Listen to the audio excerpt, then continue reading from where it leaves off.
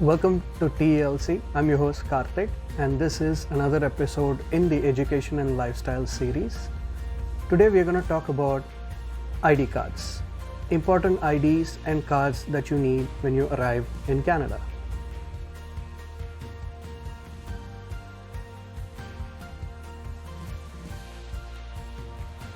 The first card that I'm going to talk about today is a credit card. Now, as a newcomer, you may wonder whether you're eligible for a credit card in the first place. Yes, you do. Most of the banks and credit unions have something called a freshers package or a welcome package, a newcomers package that comes with a debit as well as a credit card option. And most of these banks offer credit limit between 1,000 and 1,500 Canadian dollars. Now, why is this important? As a fresher in Canada, as a newcomer, you have to start building on your credit history. That will play a major role when you decide to buy a house or a car in the future. So use the card wisely, don't go above your credit limit, and most importantly, make your payments on time and you'll be fine. The next card that we're going to talk about is for public transportation. Now, I live in the GTA, so I use something called the Presto card. Now, using this card, I can make cashless payments in all modes of public transportation, such as the TTC subway, all transits, buses, and streetcars. You can buy this card almost immediately as soon as you arrive in Canada. Usually, the card costs $6 to purchase, and you can load this card at various terminals as well as online through the Presto website. Right now, for a short period of time, they have waived the $6 fee to encourage more people to go cashless to avoid touching and contact. So that's the second card, Presto, if you're living in the GTA. This card looks different in other places, so check out your local transport department's website to know more details. Now, for those who don't prefer public transportation, you may want to apply for a driver's license. Now, as someone who's living in Ontario, I'm going to talk from my perspective. There are 3 steps to get your full driver's license in Ontario. Now, the first step is called G1 license, where you have to go for a written exam and eye test. Once you pass that, you get a card delivered to your home address, and that will be your G1 license.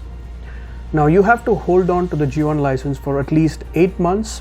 Go for driving classes if you wish to, and after that you can go for the road test, which will give you a G2 license.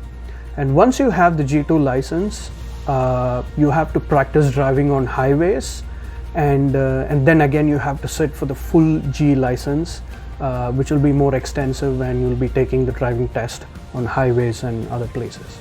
Driving is expensive in Canada. Owning a car can be expensive as well, especially when it comes to insurance. So you have to consider where you're living.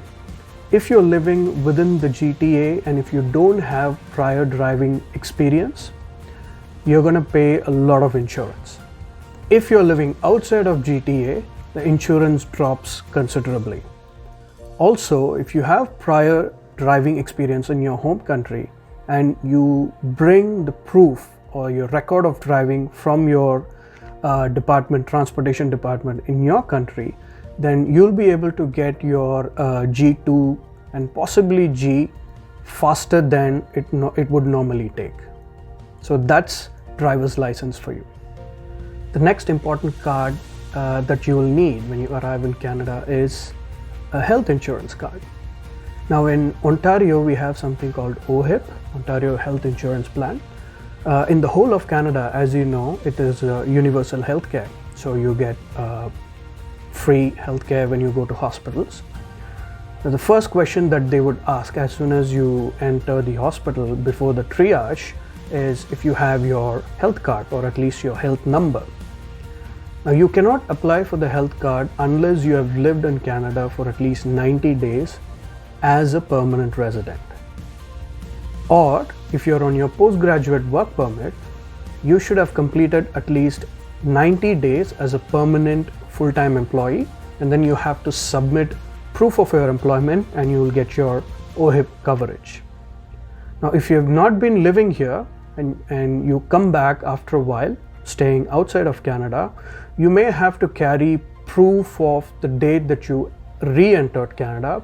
For example, you may have to carry your passport to showing the date of exit from whichever country you originated to apply for the card. Always carry this card. This is very important, but this is something that's going to take some time. This card doesn't apply for student visa holders. This is just for permanent residents and also for temporary residents who are on postgraduate work permit. And if you land in Canada as a permanent resident, the most important card is going to be your permanent residency card. Now, it's going to take around 2 months after you land in Canada for the card to be delivered to your address. Sometimes it takes less than that time. For me, it took about 40 days for me to receive the card. It is very important that you continue staying in Canada while waiting for the card. If you exit, you're going to find it tough to come back again because you don't have a travel document or a proof to come back. And then you have to apply for a travel document to re-enter, so it gets a bit complicated. So as soon as you enter Canada, stay here for the time till you receive your permanent residency card, and then you can freely start traveling again. So there you go. Those were the 5 most important cards that you need to apply as soon as you arrive in Canada, or at least within the first 3 months. Hope this information was helpful. We'll see you in the next one.